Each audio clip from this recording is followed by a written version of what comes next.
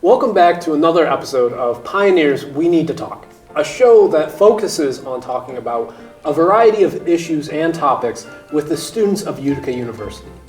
I'm Nolan Hyman, and today we'll be talking about student perspectives on the purpose of college education. Let's first start by having our guests here on the show today introduce themselves. You can start.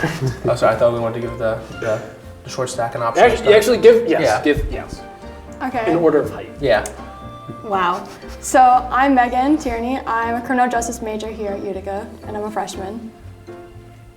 My name is Kellen Lounsbury. I'm an occupational therapy student. I'm 500 level, and I'm a graduate student. My name is Garrett Pratt. I am a health sciences physical therapy student, class of 2025. And my name is Colby Kusinitz. I'm a cyber major and a criminal justice minor. And what made you guys decide to get into those majors? So I've always loved computers. I hate math though, so when I was looking for degrees that eliminated the comp sci and looking at schools, a lot of them were very math heavy, and that just was not going to vibe with my college experience. So Utica had just a cybersecurity degree. I came here, saw the campus, fell in love with it, and here I am 4 years later. In my case, I wanted to be in healthcare, but I didn't want to be sitting at a desk or anything like that all day. I wanted to be up and moving with patients, and physical therapy is the perfect fit for that. I was actually from Reno, Nevada originally, and I moved out this way about 7 years ago. And I'm a transfer student with an athletic training and sports medicine degree, health science degree, and a minor in psychology. What led me to occupational therapy was our scope of practice. It's really wide. And I would definitely say the ability for us to help our patients adapt in their everyday life. So my dad's a retired detective for the NYPD, so criminal justice has always just been in my blood. And so freshman year I was involved in a car accident, I was in a lawsuit, and so I got to experience the court system and the criminal justice system firsthand. And I just fell in love with the law and realized that's what I wanted to do. That's pretty cool. Very cool. That is pretty cool. My car accident? Well, no. Oh my God, dude, that car accident was, man. Sick. No, I was talking about your dad being a cop. Oh, thank you, Nolan. You're welcome. So first I want to ask you guys, what do you guys think is the purpose of a college education? My personal opinion is I think college, you're supposed to grow as a person, meet new people, experience new ideas to really grow your personal self. But I think on the education aspect, for some majors, I really think it's a negative return on investment. Does anybody agree with that? And I agree. I mean, it depends what you're going for, whatever you're going for. I mean, really, there's other ways to get education. And I think our society pushes so heavily that you need to conform and do that standard and go to college or go to university. But if that's not really leading you where you want to go, then you need to focus on where you want to go.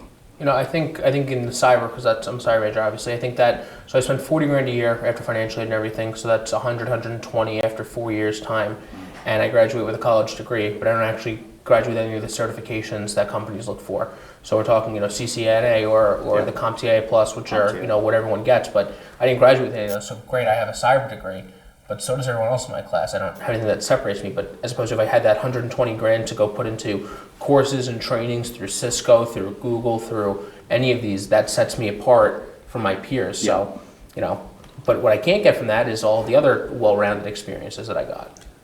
You mentioned that, there's in society, going to college is something like a standard. How was the idea of going to college introduced to you guys as you were growing up? Why did you, how was that idea introduced? So my father was actually a small town farmer, probably less than 30 people in the town, from Quincy, California, and my mother was from Manhattan, New York. And growing up, my father only ever got an associate's degree, but he ended up actually becoming the West Coast regional manager for DHL. He did international business, things like that. I have seen firsthand that you do not need to go to college to be successful. My mother, on the other hand, she went to, I believe it was Virginia Tech, and she finished with her bachelor's, but, parents have to do what parents have to do, so she was a stay-at-home mom. For me, it really just came down to, what do I want to do, how do I get there, and if that's required, then that's what I need to do. Yeah, and then you also talked about the reason that you chose occupational therapy Yep. as a major. How was that sort of, how did you find out about that major? Actually was going for physical therapy for the longest time. Wanted to be a sports physical therapist. I'm working on my strength and conditioning specialist licensure right now, which is basically like sports performance strength coaching. And I wanted to be an SPT. And eventually it kind of got to the point where I was like, I like this and everything, but I kind of want a bigger scope of practice. PTs do focus a lot on exercise, and you know that. And one of the big things that separate OT from PT is that we tie occupations. Occupations are like meaningful activities, and we tie those to their exercises. So a home exercise program, also known as HEP, might look completely different. Instead of it being like repetitions, 3 sets of 10 or something like that, you might be actually doing like certain types of housework, and it's going to be simulating that style of exercise. So I just found it more meaningful to me in the end. I felt like there was more of a connection with the client and what they wanted. Have any of you guys taken classes like outside of your major? What kind of classes have you taken? I mean, right now I'm taking chemistry, which as a criminal justice major, you don't really need chemistry, but I know like here in Utica, they encourage you to go take, and especially as a freshman, take other courses that you might find interesting in. Like in high school, I've always thought chemistry was amazing, and through chemistry, when I came in here, I thought I wanted to be an attorney, but looking at other sciences, I've now opened the field to like forensics and like doing like the chemistry behind the forensics, and it also made me realize maybe I want to minor in chemistry. So I think like Utica, although it makes you pick a major, it also allows you other opportunities to explore different minors, and it's really about the experience and what you make of it. Seems unfair that she gets a crime scene and I just get a degree. Well, we technically don't have a crime scene yet. Not yet. Yeah, when's that coming in? We have an esports arena, but not a crime scene. Join the Minecraft server. Yeah. Well, depends on how well they do in them esports games. You might have a crime scene. But back to the question at hand. Just trying to move the conversation along. I studied abroad, and those were classes that had nothing to do with my major. I took a witchcraft class, international relations, and Scottish law. Do you know any spells like witchcraft? Like, I'd love to show you, but can you not speak about it? Yeah, then we'd have a crime scene here. Just wouldn't go over well. Cameras would get a little dark dirty. magic. Yeah, Got it. Does fall within Scottish law, though. Yeah, all good. I want to take a witchcraft class. You should. Make the plant grow. Anyway, so when you look at, or actually let me ask this, what kind of misconceptions do you guys think revolve around college and then getting a degree? I'll let the other panelists go first. First thing that comes to mind is student perspectives on that. You're probably wondering, why do I have to take this course? Yes, there's requirements, obviously, but what are you actually taking from the education you're paying for? Because it's really on you what you want to take from your education. I took a course that still stands out, 2 of them. I took Healthcare and Racism with Dr. Harris, and I took one called Medical Anthropology. And those 2 courses, really, the discussions and just like the discourse was great. It really got me to think about what are we doing as a society to facilitate different ways of thinking, different ways of practicing, things like that. I actually delved into the material even more. I enjoyed that, it was meaningful, And I think I don't know about anybody here, was there any courses here that really just kind of stood out to you, some of the material? Definitely the philosophy classes for me. I remember that was something I had to take as part of the honors program first year requirements. In my family, there was always a running joke, philosophers ask, well, why is the sky blue? That was the running joke. So I went into it thinking this is going to be pointless, I'm not going to need this. healthcare ethics is my minor, that's all philosophy classes for Yeah. that minor. It's just really neat to think about things in a different way, to be able to sort of come up with your ideas in a slow, methodical process. And it really applies everywhere. There's a branch of philosophy studying every aspect of life if you have any interest in it. So, and we have great faculty here too. So that was an opportunity to get into something I never thought. In fact, I thought it was meaningless, and now I think it's pretty cool. Yeah. So. Yep. Yeah, I was gonna say elements of acting, but I think no one's gonna make fun of me if I say that. what? Elements of acting, because I had to take elements of acting for like one of my oral communications classes, but like, and so I thought like, oh, this might be like dumb or stupid, whatever. Like, let me just go in there and do like a bunch of skits, like. But like, I actually made some like one of my closest friends like in that class, and it really caused me to like branch out a little bit. And it genuinely was fun. Like I was taking like stats, philosophy, like intro to criminal justice, like all these like heavy classes, and then like every day I would go, okay, well now I'm going to acting, and it was just kind of like a, I don't know, it taught me a lot about public speaking and just about having fun, which I believe is what college should be about, not only learning, but also having experiences and be able to have fun and find who you are. And look, now you're a panelist at a Keystone table. So And now I'm a clearly- panelist clearly here. it all worked out. I know on You Highland have Show. peaked. Yeah. All right. I'm sorry, so you're 3 years after, it's going to be a disappointment. Well, guys, I'm actually going to drop out of college right now. You heard it here first, Utica TV. I'm dropping out. Okay. See ya. Okay, well, What are your thoughts on that, Kobe? Table. flip the table. Flip the table on here. On her dropping out, I think it's an excellent decision. Thank you, Kobe. But if you're asking about the question, I kind of have, an opposite take on that. I felt that I had way more academic freedom to learn and have discussions in the business and justice studies classes, because I feel like in some of the arts and sciences classes there's way more judgment, whether it's subconscious or it's on purpose, if you have a different political ideology. Whereas I feel in the business and justice studies school, you could say almost anything, and it's okay, that's a bad idea, I disagree with you, but you're not a bad person. You have to worry about getting docked lower grades because you said something that the faculty member might not agree with. Yeah. Yeah, like, do you find that like sometimes even the classes outside your major are sort of like an opportunity to, develop some newer form of thinking in a way, like improving like your critical thinking skills? After you. I think back to, I took a history class at a bachelor's level for the first time, and I took it. And in medicine, we're required to write down everything. Everything and anything we see, we write down, and there's probably an acronym for it. Mm-hmm. And I remember trying to keep up with history. Yeah, no, that didn't work well.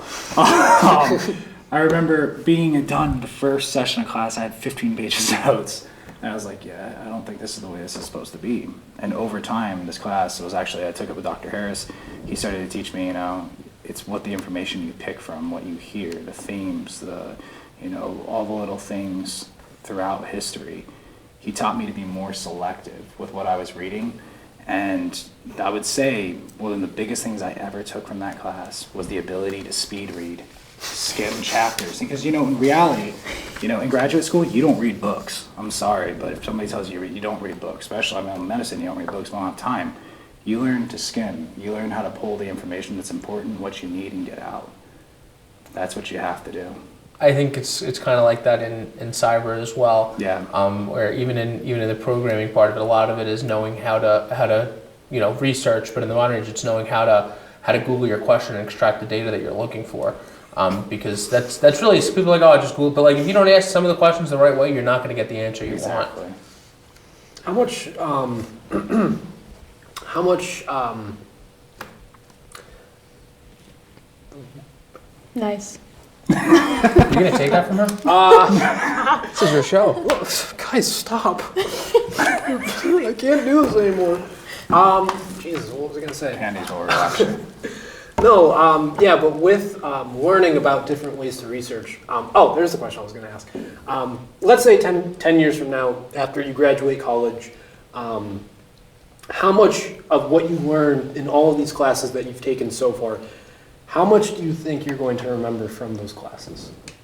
I think on the cyber front and on the criminal justice front, it's less about remembering and more about what's still going to be relevant. right? Because if we talk about computers and we say that every 5 years we have a complete change and overhaul on how we use of new technology, I mean, ChatGPT and AI is now coming to the forefront. That's going to completely change the game for everything in the next 5 to 10 years. So I might remember the basics and the fundamentals, and I think that's all very good, but I think, with cyber with autumn, you need to do continued education because the information you have is outdated. If you pick up a book from the 2000s, I mean, talk about completely different. Even the 2010s, it's like, sometimes. Yeah. So I think that's something to really, really consider about what I'm actually taking away from this. That's the same thing with criminal justice, because I'm a criminal justice major. A lot of my assignments are multiple choice quizzes, because you can't give out multiple choice quizzes, because the criminal justice field, the first thing you learn is that it's constantly changing. Mm-hmm. So I feel like we learn the basics of what the criminal justice system is, how we're supposed to act in it, how professional we're supposed to be in that system, but you take those trainings and education you learn, and you have to adapt over time. And like you just said, you have to have continuous training and education, because it's constantly changing. You constantly have to keep up with it. Definitely in healthcare, as you know, we have to have continuing education units, as they're called, that sort of thing every year. But that's also a great opportunity to sort of reflect on what you did in college, where you're taking a class, and you may not remember specifically what you learned, but you'll remember the times where you were impressed or amazed at something and said, wow, I never really thought something was really that complicated. Yeah. And that's the sort of thing you learn at conferences and continuing education opportunities. You're like, wow, that's really neat. I didn't think of that. Maybe I want to learn more about it. Or maybe I just want to have a little bit more respect for the people that are looking into that, because it's more complicated than I thought it was. So you don't always have to know every little detail, but sometimes just to know, like you said, like the big themes and what's going on in your field. And I've noticed too, if you have to look something up, usually you're not relearning it all over again. There's been so many times I've had to look up a physiological process, and I'm like, oh yeah, okay, I remember how that works now. I'm not going to remember that in and out, but I think one of the biggest things too is understanding, like, that's what university and college is preparing you for, to be a new grad. It's experience, the field that teaches you to be a professional, And with that, would you guys agree or disagree that the primary purpose of college is to build the sets of professional skills? I would say that depends on the field, I guess. Like probably for healthcare, probably for something technical like cybersecurity, you're going to learn things that you have to apply or that will be expected of you in the field. But I think a lot of times, even in those fields, it changes and that sort of thing. So you're taught maybe how to learn, sort of as you were kind of alluding to, how to comprehend that information, how to look for it, so that you can relearn it, that you can not be surprised when you have to look something up when you're out in the field. No, I agree, because a lot of times you're going to get out of college, and what's going to happen is they're just going to have to retrain you. Mm-hmm. It depends on where you end up going in the end, because depending on who your employer is or your industry, that's really who's really going to teach you. And what do you think the difference might be between a student and a learner? I think that I forgot the question, but I never let school get in the way of my education, right? And I really take that to heart, because, for example, I've been pretty much done with my cyber classes since sophomore/junior year, so I haven't been in a real cyber class now for a year and a half, 2 years, but I'm in all of my general education in geology right now, and that's great and all, that I'm learning how to identify rocks and everything. Do I foresee a circumstance where in my cybersecurity field I'm going to need to identify rocks and do a hardness test and dissolve it in acid to see how it reacts? Who knows? You might. I might. I mean, it'd be a legend if you do. If they can figure out how to make computers out of rocks. I mean, obviously computers are made out of silicon and stuff like that, but like on the real level of like what I want to do in my like type of cybersecurity, it's unlikely. So do I think that's interesting knowledge? I love science. I've always loved science. Yeah, it's great and helpful and all. But that's an education. That's not me. I don't see that as me learning. That's strictly an education. I need to do this to graduate, and that's actually what I need to do to graduate. My 2 geology classes, but learning like this is learning. It's learning about why you went into and the things that you do in your field. Learning about being a freshman. That's crazy. It really is. And everything else. That's learning. Like I said, going abroad was learning. It wasn't education. That was learning and becoming an all-rounded person. I feel like we're all students, but we're not all learners. Like I feel like through my classes, like I'm like, okay, well we're all in college together. We're all students at the same university, same college, but there's certain kids that you make up for your classes because you choose to sit there, you choose to take notes, you choose to learn. And if you just sit there and you don't really care about your classes, you're not going to learn anything. Yes, you're a student, but you're not going to really learn. What's the difference between skimming and reading the chapter? Reading the chapter to understand the knowledge, or skimming the case summary to understand, to answer the question. So you're just a learner and somebody who's getting an education. Exactly. And I mean, and that level of critical thought, to actually look at something and be able to break it down in that way.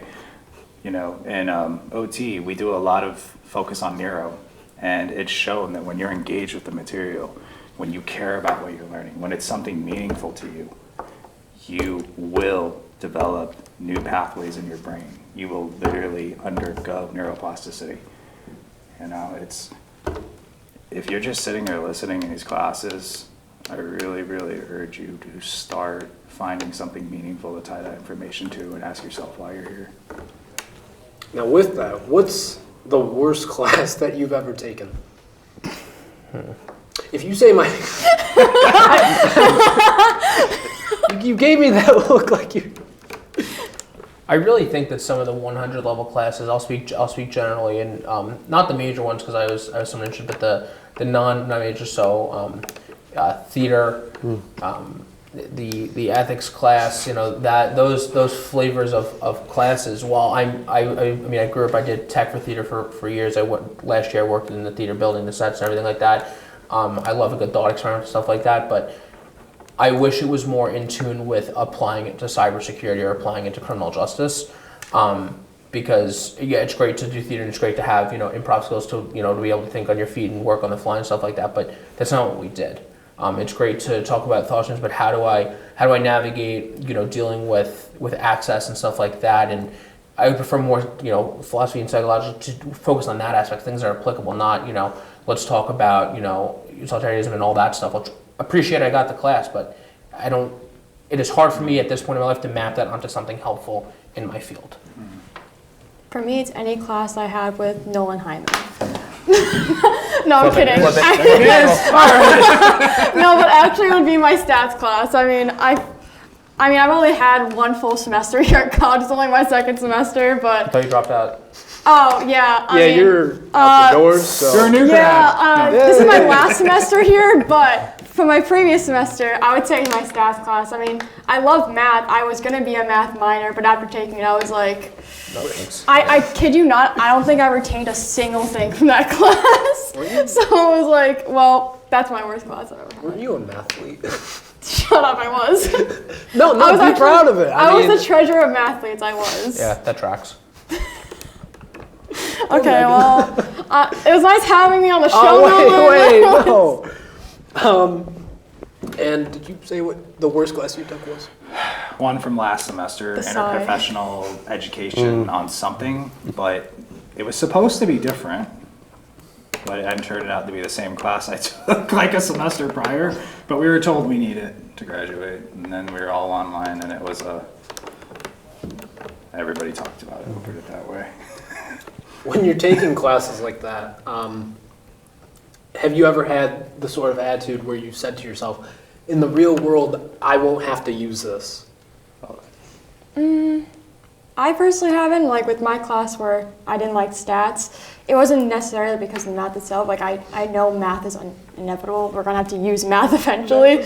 Whether it's maybe not exactly in my criminal justice field, because I hope to be an attorney one day, and math doesn't go hand in hand with that, but in my everyday life, calculating percentages, just doing basic addition and basic subtraction, you're going to have to use math no matter what. So I think I'm still going to use the class even though I didn't like it. I think it's more of I just felt like I didn't learn anything new from it. I have to disagree. I did a longhand standard deviation yesterday making Kool-Aid, so... Why? Wait, what? I had to find out those precise measurements. I wanted the Kool-Aid a certain shade, It's like chemistry, right? It's like chemistry. Okay. I think there's calculators for that kind of thing. I don't know. Yeah, I think there's calculators nowadays. I don't know. But I'm proud of you for that. I think on the same note as calculators, if you look at some classes, like CSE 117, 118, where that's like, it's like the Microsoft Word class, and like it's learning how to like do things in Microsoft Word and Excel. And I think the Excel portion has some merit to it, but the stuff that they do on Word, like, is not something that the average student, in my opinion, will need. I mean, we've all grown up with computers and Microsoft Word and everything. I've never met somebody who's not somewhat proficient in, Word and the basic features. I grew up with Google Docs. I did not grow up with Word. I had to learn that this year. All right, well, let's exclude the freshmen from the conversation for everyone's sake. But generally speaking, like the stuff that they're doing is not going to be applicable in every single day life. So it's great that they're learning it, but what are we gaining out of this? We're learning how to use obscure features that everyone isn't going to use every day. Great. So I wasted 3 credit hours learning something that I'm not going to need. What do we accomplish here? I'd be very concerned if you're in cybersecurity and they have you learn in Microsoft Word. It's actually a graduation requirement, CSE 117 or 18. Wow. Yeah. No way. The more you know. I mean, I tested out of it, but that and here's the problem with the test. So it's the CPAC computer proficiency something test, and you have to pay $20 to take the test, and it's like make a folder. So okay, you're on the Windows desktop, make a folder. So I right click. Or you're in the document, so I right click, folder. No, that's incorrect. You get 3 chances, otherwise you fail the section. So right click, new folder, incorrect. Okay. Home, nope, wrong button. You need to click on view. So view, new folder. Okay, congratulations, best. But all 3 of the ways I did it made the folder. Yeah. Right, so if I open up command prompt, I do mkdir. Is that I made the folder, but it's wrong for the test. So if you're grading a test, the prompt is make a folder. Sorry I didn't do it the way you wanted, but all 3-4 ways that I just named created a folder. So what did we actually accomplish here? You just didn't do the way we wanted it, so that's a fail. No, it's not a fail, it's just not the way you wanted. We got to the same end goal at the same time. Yeah. Once again, in education, not learning. Now, let's see. I'm going to take a quote from this book, which is amazing, and I don't want to hear any objections to it. No, it's not. What? Make her read it. All right. Okay. Or did you not get your English class? Actually, I mean, that technically... I actually opted out of those because I had 2 Englishes. Actually, I'm just going to read it from here. I don't remember what he came prepared. Becoming a learner. You don't have to... Okay. Can you actually take a candy in the other hand for the product placement? Yeah, we got to get Would you like to see, like, in comparison to a water bottle, this is... Can we get a height comparison? We have lots of... height comparison. This is my head. I'm 5'2". That's a stretch. Anyway, college education.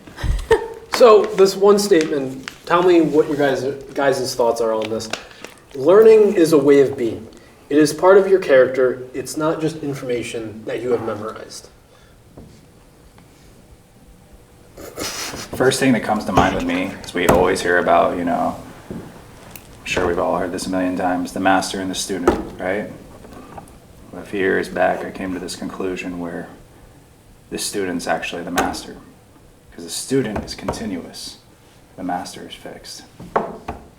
That's deep. That was very wise. That's deep. Philosophy. That made me think a lot. Do you want to be the host? you want to take over? Candy? Tutti Frutti? Yeah, this is a break by Crazy Candy Co. Tutti Frutti Company. Yes, please go. Cut to our ad and now. And then, oh my God, I'm scrambling. You really, wow. You frazzled him. God, jeez. Let's go with fixing it post. One seamless cut. But what? Just to kind of conclude this discussion, but what do you guys think from here on out is sort of going to be your attitude about college? Is it going to stay the same, or is there anything that you took away from this discussion? I'm very happy that I came to college. I made some amazing friends. I had some amazing experiences, and I'm a leader on campus. I've done some really cool things to help the student body and whatnot. I don't know how my outlook in 10 years will be on the education I received, and I'd be interested, to reflect on it, stuff like that. I hope that it's way more applicable than I see now. It's like same thing when you're younger, you want to be an adult, and you think you know everything, and then you're like, well, when did I get graduated? It's crazy. It feels like I was just walking in yesterday. So when 10 years from now, I'm very interested to see what my perspective has changed. But as of right now, I think it's great to learn and grow. I think the education part is a negative return on investment. I mean, I disagree because, I mean, both my parents never went to college, so I'm a first-generation college student. So, like, hearing how my parents wish they went to college, wish they had enough credits, like, it kind of made me, like, think, like, okay, well, there's something to college. I mean, both my parents were successful. My mom's a manager at a law firm. My dad's now a retired detective working as campus security for a college. But they always say, like, I wish I had this education. I wish I had this experience. I wish I had this opportunity. And I feel like that's what college is about. I feel like it's about having that education in order to build on it and then have future opportunities. And I feel like besides also learning, you get to learn not only the material, but learn a lot about yourself, which, I mean, I've only been here for 1 semester, and I learned a lot about myself, and I've met amazing people so far, too. Oh, that also includes Nolan Hyman, I guess. Wait, your dad works here? Redemption. No, my dad works at Moorlake College, back on Long Island, but Got it. Oh, wait, where on Long Island do you live? Massapequa. I live in Plainview. Wait, really? Yeah. See? Wow. That's crazy. That's only like the town right over for me. Yeah. No losers, though. No one thinks that Long Island's a dumpster. Whoa, I never said that. Yeah, okay, as you see in upstate New York. It's true. You know what? No, wait a second. That was the new debate. That's going to be a topic for the next episode. Good. Long Island versus upstate So New we York. don't have time. What are your guys' takeaways from this discussion? I would say we talked about it a little bit too, like to take the opportunities that you get. That's the thing I've learned the most, and to keep doing that throughout life. Never discredit anything, never give up on something too soon. You never know when it's going to turn out to be something valuable. Philosophy, for example, I have to plug it again because I just think it's neat, and I never would have given it a chance if I wasn't forced to. So, and now I'm with it willingly, so. College has probably been one of the best investments of my life, but do not confuse college with education. Yep. It is an education through institutions. The real learning takes place with what you take from the material that's being presented in front of you. You don't need to go to college to get that, but depending on what you do, the requirements might look different. In my case, probably the best thing I've probably done for myself in a very long time. He's really hitting us with like those deep quotes today. Like, I'm really feeling it. It's like you didn't have to think about them. They just kind of. Yeah. So I got one question for you, though. So on days like today, do you ever say, that's really crazy that I left a warm state to be here? Because this weekend's supposed to be like Alright, 10, it's like 21 degrees. I came here and I was staring out the window and it's all snowy and all that good stuff. And I'm like, I yelled back to one of my roommates. I'm like, there's a guy with a tractor snowplow thing out front. And they're like, yeah, it's the John Deere. I was like, I thought that was like a hobbyist thing. They're like, no, people actually use those. I was like, well, you learn something new every day. No, the snow.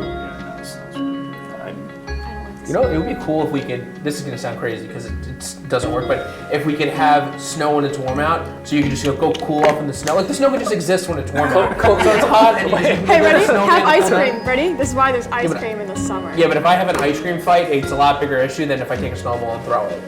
I know that a snowball will probably take you out, being 4'3" and all. No one but has to speak from experience. No one's thrown snowballs at me and almost knocked me out with them. My arm has a it has weird reflexes sometimes out of nowhere. Yeah. It happens when something is cold in my hand. Yeah. But anyway, thank you guys so much for joining me today. It was great having a chance to hear some of your thoughts and perspectives. And no, I do not think it was great that Megan got in a car crash, as she previously assumed. So. Oh, okay, bud. Okay. Are you going to take that from her? Seriously? Yes. I've accepted the abuse. But yeah, that concludes this day's roundtable discussion. Do you need a car seat when you're in the car? Please join us for next. Make sure to join us for our next episode, and please let us know some of the ideas that you want to have talked about on the show. And go follow us on Instagram and Twitter and YouTube at Utica TV. And thank you. Cheers. Thanks for having us. Thank you. Oh, wait, cheers. Hold on. Cheers. Sorry. Cheers. And two for Yours isn't even open. What are you doing? I'm taking one of You didn't even.